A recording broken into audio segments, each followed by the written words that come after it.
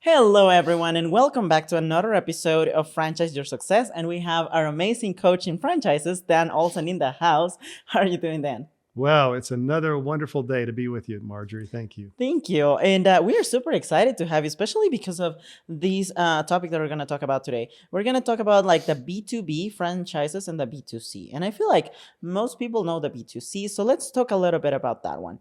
What is a B2C franchise? So that's your. Thank you for that. And those are two very important designations. So business to consumer marketing and business to consumer franchising is obviously where you're setting up typically in most cases, it's going to be a brick and mortar type store under B2C. So you wanted to attract those customers in the door or clients in the door or patients in the door or guests or whatever you call them. A lot of times we used to call them guests because we wanted to make them feel special when they came in to our clinic or our store. So we attracted a lot of those with the system. One of the things that one of the major questions you want to ask when you're looking at a franchise, and I talked about this a little bit before because it's important, is my son-in-law came to me and said, this was just this past year, and said, hey, I want to get into a franchise. And he found something that's really special to him. And so he was going to jump into the franchise, but he came to me and he asked me some questions about it. So I'm grateful that I have my own family coming to me, that they're not shunning me. No, I don't want to deal with this guy. Yeah, we just want to have fun with him, but I don't want to take business advice from him. But I'm grateful that he came, and we've talked a lot around what to expect in his franchise and what to look for with finding the location and things like that. Because that's probably number one thing you look at is what location are you going to get where you have some traffic, or you're going to be able to attract the attention of the people around to come into your franchise. So that's where it starts, really, is the location. And you got to have some professional people helping you on that. And we actually have a nationwide team that helps people find the right location with all the demographics and psychographics and even infrared traffic patterns on where to come in and find that location. So it starts there, location. So we went over that day. And but one of the most important things I talked to him about was their marketing system. Oh. And the marketing system, how do they attract the business to consumer clients, the B2C? How are they bringing them in the door? He didn't know the answer to that question. Mm-hmm. I said, one of the most important things you can do, because the real estate and everything, you're in good hands. The support, you're going to be in good hands. Everything that they're talking to you about, you're going to be in good hands. But how are they bringing people in the door? So you open one up in another state away from their prime location, it's going to be different. There's no brand name established yet. This is not Burger King yet. So you're not going to attract the attention. It's not even the Five Guys. It's not even a, whatever, Orange Theory. So you got to be able to attract the attention. And so ask the question from them to show you specific examples of this ad, what the offer is in the ad, how it's attracting the attention into their, and bringing the clients or in this case, patrons into the location that he has, and have them show you that. Have them show you that specific marketing system that they've already created. If they're a franchise company, they've already created it because they're already doing sales volume. So they have that. So he said, oh yeah, that's a good idea. So he went and did that. And I think that helped set him at ease. So he was able to acquire that franchise. Oh, that's awesome. Yeah, and I feel like most people, they usually know about the B2C because, like, as you mentioned, we see them all around. Like, just walking past the McDonald's, that's a B2C right there. But there's also another type of franchise that I feel like really people don't know about, which is the B2B. So tell us more about that. What's a B2B? Yeah, that's one of my favorites. I cut my teeth on. But, I'm going to say one more thing about B2C before we move on. Mm-hmm. And there are specific formulas and systems. And having seen many, many different franchise companies, I've been fortunate to learn from them to see what are the different marketing systems they're using, whether it's B2C or B2B. So I've seen that and seen their examples. And one of the friends of mine who actually wrote the foreword in my one of my books, Kevin Harrington, who used to be one of the original sharks on Shark Tank. What he said, what he told me, in fact, it's even in my book, that he feels one of the reasons why he got on Shark Tank is because he got to see all these different franchise companies, and he got to see the numbers, and he got to see how the inner workings of them before he actually moved on to build his empire and then to get on the Shark Tank. Franchising and those numbers are what helped him, and those marketing systems are what helped him. And I've got to see a lot of those same things. Now, obviously, I'm not a Shark Tank type guy, but I love to watch the show, but I haven't been around as much as some of those amazing people that do business on that famous TV show. But I have seen many successful marketing systems create to attract the B2C. And one of the biggest one that is a pattern that can be used in any business is a $1 billion system that was built by Massage Envy. And that system, in some of our programs, we go through in detail how they did it. And basically all they did is offer a $39 massage for roughly an hour. You come in and get your massage, and then they did their magic at that point and helped build that whole $1 billion company. Just with that one simple little offer of $39, come in and get your massage. And at least they got the traffic coming in the door, B2C, coming in the door with that one little offer. It's usually a lot about the offer and then how you follow up on that offer and provide the value that helps to help that business succeed. So that's B2C. So well, that's awesome, because that was an amazing marketing strategy right there. Oh, yeah, there's a lot more detail to it, Ooh. but it's not that. It's really simple. It's really simple. And that's what you get in a franchise is sometimes you just, that's how they do it. And they're not afraid to tell you that before you acquire the franchise. In fact, you should demand on that if they don't offer it, which they will, because they want you to know what they're doing. And they don't believe you can duplicate it anyway because they're so far down the road and they're successful and moving down the road with their successful franchisees. So that's a cool marketing system, and a whole nother story, a whole nother time that we may want to share. We may have another episode for that. Yeah, then we can call it the $1 billion marketing system, right? Because it works for just about any business. And you know, the other thing is people, how can I make money online? I talk to people, I talk to people all the time of wanting to get into a franchise. And so I ask them, what are you doing? Well, I'm trying to do a few things online, but it's just not working. I can't tell you how many times I get that. Oh, wow. Most people can't do that. They might get on Shopify, or they might get on any number of things where they put their clothing or whatever they're selling up online, and they can sell a few things, but they don't get it. It's hard. And the success rate of those is low trying to do that. So a lot of people are working online to do that. But the nice thing about franchising in the marketing system, whether it's B2B or B2C, is it can be offline marketing and online marketing. And I'm still kind of partial to the offline marketing, and I'll tell you why here in a minute. But the online obviously works. I use experts to help drive the online marketing, but I use my own instincts and my experience for more of the offline marketing. And that brings me into B2C, your question. So, or B2B. So my experience in franchising started with a little company out of California called Money Mailer, direct mail advertising. And back then, and this was in the 90s, early 90s when I started this, they didn't have the internet yet. But Money Mailer was one of those who pioneered coupons on the internet.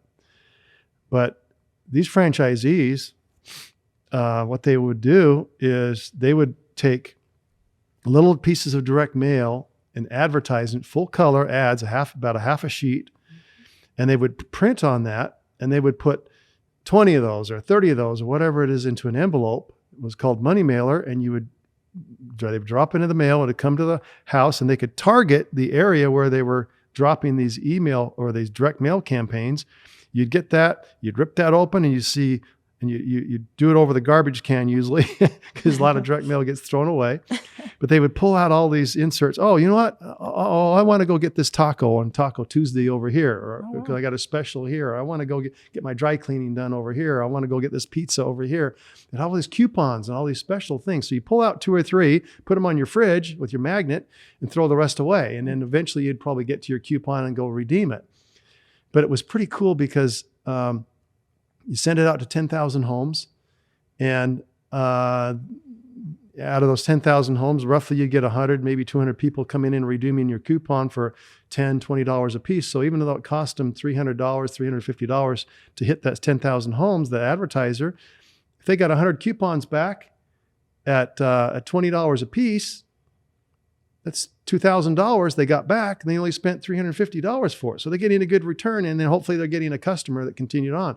Right. So that was my first part of B2B. But what these franchisees would do and how to get their customers, they would literally go to a strip center and next to a grocery store. It might be in California, Vons, or in Colorado, a King Soopers or whatever it was, and you'd see all these retail centers lined up, the dry cleaner and the hair salon and the pizza place and whatever. They would just drop in, say, hey, is the owner manager here? And they would leave their card and pack it in the mail. Hey, we'd like to bring you some more business. And they would just simply go make those contacts. And pretty soon after, 50, 60, 70, 80, maybe even 100 contacts, they would fill their envelope with those advertisers, paying them every time that mailer went out. And then they had a consistent customer. Usually with B2B, what I like is you have ongoing revenue. Because once you get the customer once, they're hopefully going to be with you next month and the following month and the following month after that, especially in the advertising business.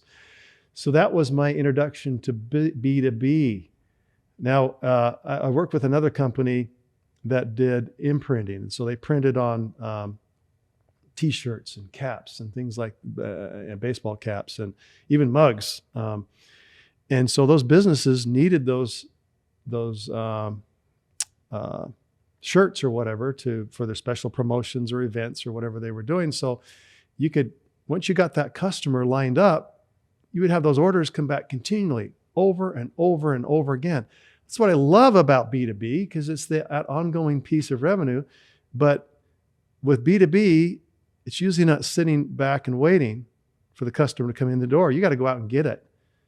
And I can share you a couple strategies if that's of interest, do you think? Yes, let's actually do that, because like I feel like when you are doing a B2B type of franchise, most people are a little bit scared of reaching out to these companies, because in the end you are doing business with these huge companies that may need your services. So how do you go about getting these clients?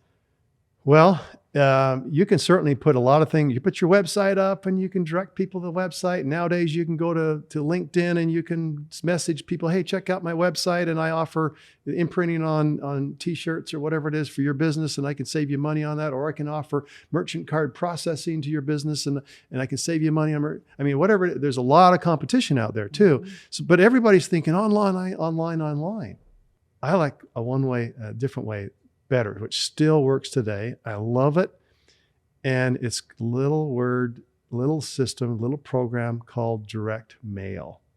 Oh, Direct mail, believe it or not, still works because everybody's used to online. But what if you slip in under the table and you got a direct mail piece? I love direct mail because what it does, and in fact, I'm thinking about one right now, a company that does medical support services to medical practitioners. So how do you reach medical practitioners? You got a doctor or a chiropractor or a dentist or whatever. They're busy taking care of patients. They don't have time to have someone come in and knocking on their door and say, hey, check this out. Or a lot of times they don't have time to watch a video online about the particular service. Some of them do, but a lot of them don't. mm-hmm. How do you penetrate that?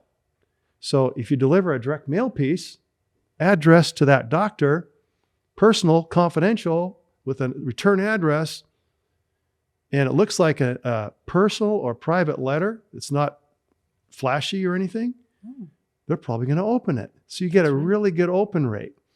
And so you open that letter, and inside is an offer for to come in. Hey, doc, have you ever heard about this new program called remote patient monitoring? From back, example, this little watch right here, it monitors my health. Why wouldn't those doctors want to have those out to their patients, and then they get paid for every watch that's out there to their patients, and they don't have to pay, they don't have to do a thing for it. So it's all in the offer, especially when a doctor or the person can get in the door and offer something that doesn't cost anything. The rate of the appointments go up. So the direct mail leads to the appointments, but we're still using online strategy because you click here, watch this video, 2-minute video. They like it. They click there and they make an appointment. We come in and show them this watch or whatever we're doing for B2B and get them set up. And then that results in thousands of dollars of sometimes in residual income, ongoing income coming in, not only to the doctor, but to the franchisee who is offering that. Oh, that's awesome. So direct mail absolutely works. So if you think about it, let's say you send out 1,000 pieces of direct mail and it costs 83 cents per piece. I'm just throwing out a number. And you send out a really nice piece. So you spent $830 and you send out 1,000 pieces. Out of 830, what's your response rate? Probably 1% to 2%. But if you get 10 of those people to say, hey, I'm interested in this, out of 800 that you send out, or 1,000 you send out, you spend $830, but you know whenever time you sell a program, you're going to make $2,000 or $1,000. So out of 10 people that respond, you sell 3 or 4 or 5 of them, and you made $5,000 back on your $800 investment. But the other thing is now you've got ongoing piece of revenue, which is usually the case in business to business franchising or businesses. Yes. Why wouldn't you be knocking yourself out to get those direct mail pieces out there to as many as you can? But Margie, do you want me to tell you the bigger strategy, even on top of that works even better? Yes. Or do you have something else I missed that we should address? Oh no, let's do it by all means. Okay, yeah. You're so very kind. I'm super excited sit right there now. And patiently listen to me. I am learning. So, that's why. this is even better, but people don't even think that this is something even viable. And it's been termed out there in direct mail and marketing called shock and awe boxes or shock and awe.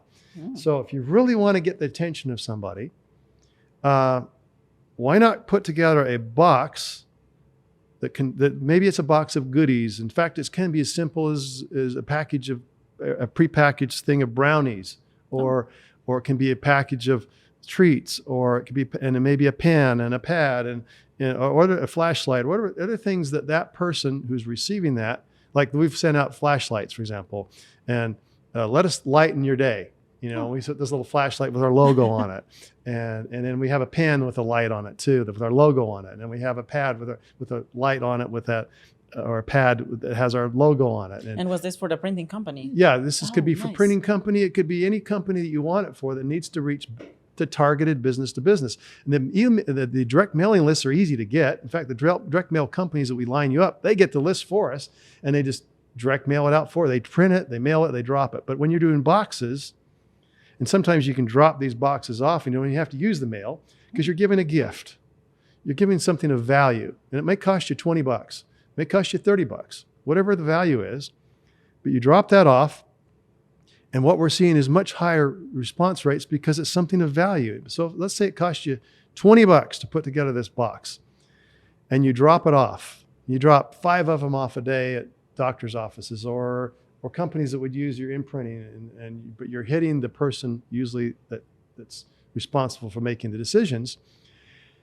So now they get this box, and inside also is a little bit of information, a little booklet or a brochure or card that says click here and watch this video or whatever. Here's how we can help you increase your business or do however we serve your business on a B2B situation. Just click here. So if you drop, if it cost you $20 a piece, and you drop 10 of them off, that's $200. Okay, maybe you don't get anything. Do it again the next day. There's another $200. Okay, you don't get anything. Do it again the next day, $20. Finally, you get something. But it's a consistency that counts. Is to continue to do it day and day and day after, or have someone do it for you is even better, obviously. But the other thing that happens is a lot of times we'll take those shock and awe boxes and we'll put them in a package that looks kind of like a FedEx package or or a priority mail package, so they know, oh wow, there's a lump in here. There's something inside here, and it looks like a priority mail piece. I better open it. Right. So the business owner opens it up, and there's this cool box in there with all these gifts. They're going to remember you. Even it costs you $20 plus another $20 to deliver it through the mail. It costs you $40.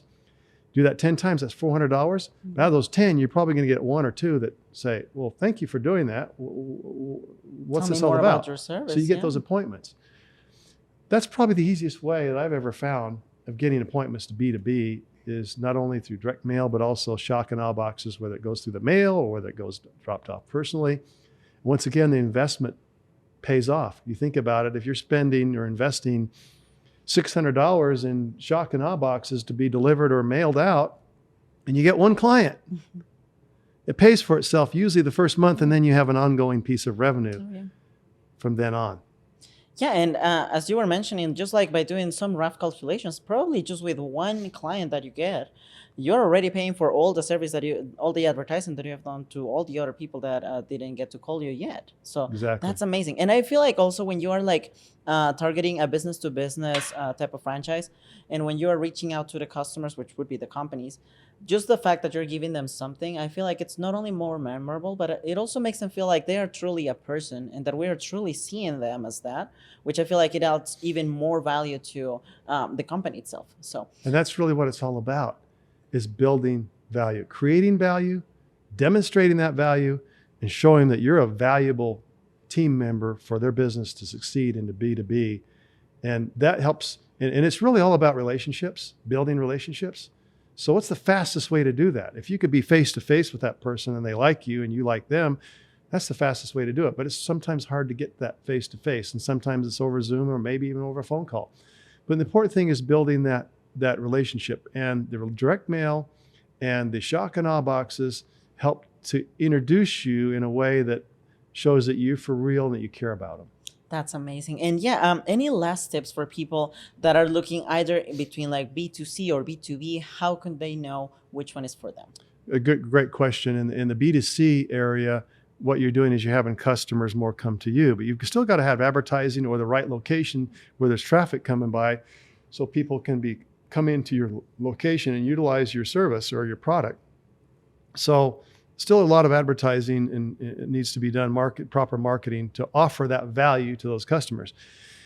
So if you're wanting people to come to you and you're willing to invest the money to advertising, B2C, and deal with those probably more customers, because you maybe have several hundred if you're a food organization, or several dozen if you're a hair care company or whatever it is, or a gym or fitness place, you got to be willing to deal with lots more customers with B2C. With B2B, you got to go out and get it in some of those ways that we've described it. And it doesn't mean go and knock on the doors like we did with money mail, although you could, but there's smarter ways of doing it, like the direct mail and the shock and awe and other things you can do online to help drive those people to you. But you're usually dealing with fewer customers. Like real quick, I'll use one of the imprinting type franchises where we're printing on hats and t-shirts and whatever. You got to get the word out as quickly as you can to those businesses. And one I'm thinking about has their average order is about $1,200 per order. So it's easy. You want to make, it's not easy, but it's simpler than starting out your life with nothing. But if you want to make some decent money, you can set your goals and think, okay, $1,200 per order. How much money do I want to make this month? So now you go out, or next month, and you start the direct mail and the shock and awe box, whatever you're doing. And you start promoting that, and let's say that you get 10 orders in. That's $12,000 that comes in this week if you do it in a week. And then if you do it again next week, there's another 12,000, and then the following another 12,000. So by the time you get through with the month, 12 times 4 is 48,000, or almost 50,000 a month. That's $600,000 for your business. So what happens if you want to make $1 million? 1.2, you double that. So now you want to have 20,000 per month, right? Or 24,000 in a week. So now you want to have 20 customers you set up that are repeating with you time and time again. So it's just a formula. How much you want to make tied to that marketing, especially with B2B, it's formulaic. and be willing to do the work. That's for You sure. got to do the work. You don't want to That's forget for sure. that. Yeah. Well, thank you so much for explaining us about these two different types of franchises. And it's amazing because now we can have the assurance, and also we know the characteristics that are needed for both of them. So thank you so much. And I feel like that it also allows to have our viewers to have the knowledge that they need to choose the right one for them, because everyone's different. So thank you so much again, Dan, for this amazing podcast. And thank you to all our audience that are hearing us out there. Thank And you. stay tuned.